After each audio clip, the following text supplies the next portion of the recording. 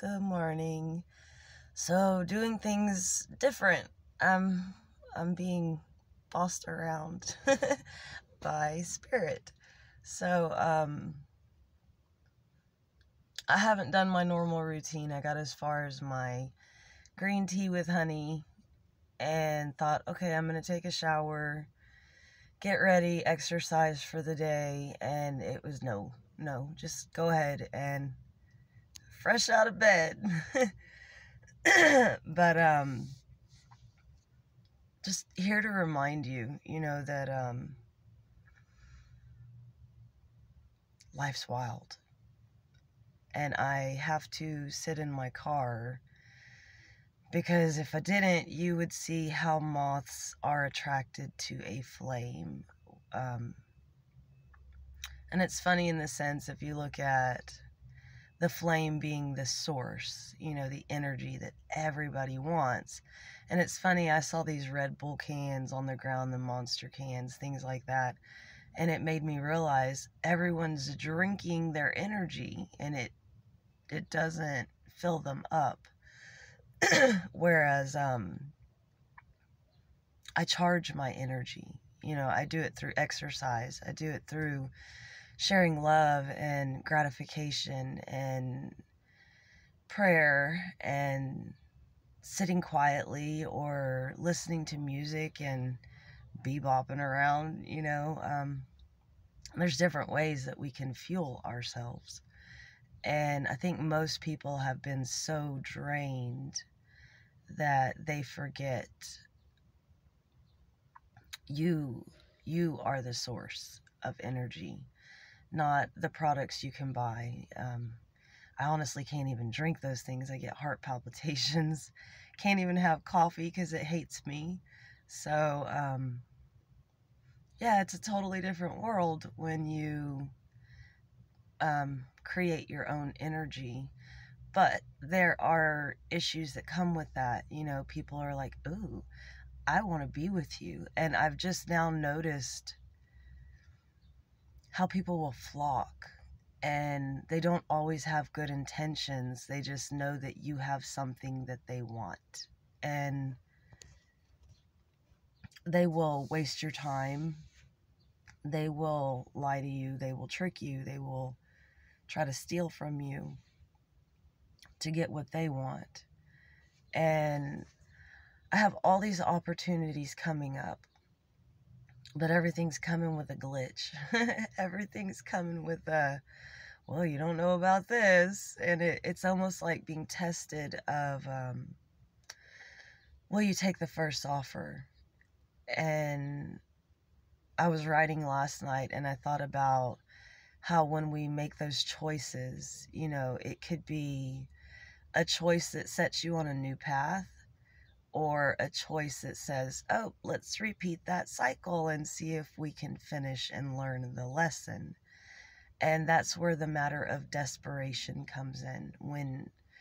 When you are down and you're fearful and something pops up and you're like, oh yeah, I'll take it. And then you find yourself going, oh man, I'm actually in a worse situation than I was in before I made the choice to be desperate. So, last week I had this idea. Oh, I want some acreage. I want goats. I'll sell goat's milk. I'll do goat yoga. Watch the cows and the horses, take care of everything, and enjoy my life and garden. And keep working on this, and it was one of those things. I had a friend that said, oh, good luck with that. And I was like, you just have to think positive, and then oddly, this offer comes to me, but there's a glitch. There's a catch with it. So I'm being patient. I'm waiting to see the outcome. And that's the scary part. Because when you're in a situation where it's almost like your faith is being tested, I've already stated sitting in this motel is draining my bank account. and I know that we'll be taken care of. I know that my kids and I will not be out in the cold. And I've already seen little blessings that come. Food is taken care of. So just trying to hang on to that faith, And I know it's hard. I know it's one of those things where you just want to I'll take it. I'll take it. And like I said, you can find yourself in a worse situation by being impatient, because everything is in divine timing, and we meet people we're supposed to meet when we're supposed to. And sometimes we meet people earlier than we should, or just to say this is a possibility in life. This could be yours if you will work for it. And those moments can be heartbreaking, especially if you don't put the work in to get back to the situation, because excuse me, we're all on different levels. We're all on different paths in our healing journeys or our spiritual paths. So when it comes down to it, you'll meet people that are on a similar frequency, but a lot of times you'll meet those that aren't even vibing with you, or will do things that you wouldn't necessarily do. And those are signs right there that says, this isn't really in alignment with you. And I started noticing those are red flags. And the lesson in that, for me personally, I don't know about anybody else, but it's to turn your back on the situation, to say, no, I'm not going to accept that. I want better for myself, and that's not selfish. For the longest time, I believed that taking care of me, putting me first, was selfish. I was raised to believe to give to others and don't hurt their feelings, and all kinds of things that put me last. And I practiced that way of life. I practiced it so long that Spirit said,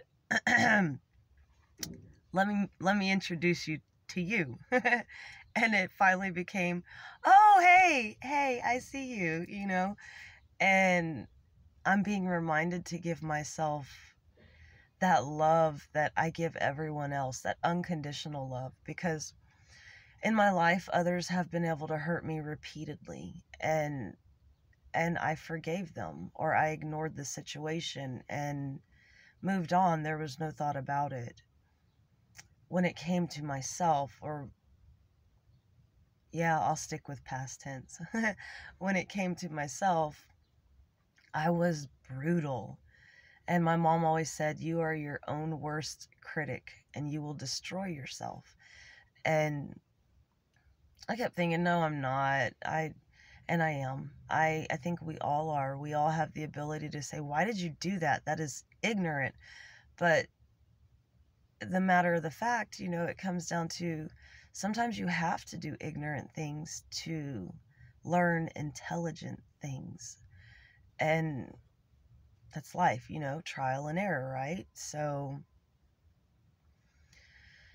just a reminder to stick on the positive note. Keep your heart open. Wait for those moments. Don't get desperate and just go, oh yeah, I'll take that. Because in the end, you can take the thing that will destroy you. And just because it's shiny and it seems like it will save you doesn't mean it's not a dung beetle. It's covered in poo. So, just remember to stay positive. That was me cracking myself up. It's early. So, just remember, be there for yourself if no one else is. And don't let life get you down, because after all, it's just life. So, you're doing the right thing. You're on the right path. Help others, live with gratitude, and just don't give up, and understand that there will be hard times. That is life. So when you make it through those hard times, just know you're getting stronger, you're getting wiser, you're getting more mature spiritually. And the things you can do with the higher levels of thinking are nothing compared to when you can function out of the low vibe. You know, what can I get from someone else? How can I do this easily without any effort? Just, you know, I'm not going to go into all the negative. We all have had people use, abuse, all kinds of things to us. So just stick with the good vibes and commit to something. And that's another thing I'm being reminded. Commit to something. And right now my energy is so scattered, and a lot of it is a transformation. Excuse me. And I met somebody the other night who was blown away by me, right? And of course, they're trying to do what most people try to do, which is get intimate. And no, thank you. But like I told that person, I know my value, I know my worth. I'm not going to spread myself thin. And on top of it, you're a stranger. I'm not going to share my energy or create a soul tie with someone I don't even know. I don't know your karma. I don't know your fate. I don't know anything you've chosen in your life, and I don't want to be energetically tied to you. But anyways, like I was telling them also, I'm in the middle of a transformation, and it's almost like the chrysalis is hatching and the butterfly is awakening. And in the sense, when the butterfly awakens, you know, the butterfly still has to make sense of the world that it is in, because it used to crawl really slow and couldn't really accomplish, well, I can't judge it, but it couldn't go as far as it could if it had wings. So when the butterfly is born, you know, I don't know if insects and animals are like we are. They don't consider their legs, their arms, their wings, all of these things. But it's still that their body has to adjust to the fact that it's there, and they have to find them. They have to realize that by doing a certain movement that it will create a certain action. And this is inherent characteristic inside of something. And we have these same characteristics. We have these same abilities, but it's almost as if we don't know how to make the action to create the reaction. So I've seen in the mirror I don't have wings on my back. So it's not learning to fly in the visible sense, but it's learning to think differently, different perspective, and understand that when we see from a different perspective, we use a different mindset, that the world will change around us to adapt to us in a way, and we can constantly adapt our world to our liking. But this takes effort, this takes trust, this takes partnership with spirit and beings of divinity, you know. And you can't make these moves with low vibrational beings around you. And it seems I'm in the cesspool of the low vibrational beings, and I know I have to cleanse my energy of the toxic ways and energies around me. And I'm at a point where I've been stalling because I can't take my salt baths like I usually do. I'm not putting my hands on that motel floor, so I haven't been doing my yoga. I can't do it outside because I would have a ton of people staring at me, and men, I'm good, coming and hitting on me. So having to adjust the mindset and perspective without the regular actions is a possibility. It's slower moving, but it is a possibility. So I just want to remind you, when things get tough, try to adapt, but don't give in to those around you. Sorry. And to just focus on what you need to do for the next step, and open your heart. Open your heart to even those that you don't feel like you can trust. It doesn't mean you have to be energetically tying yourself to them, but be open to being compassionate, because even they're dealing with their own demons. So just a quick little message, and I'm going to go start my day now.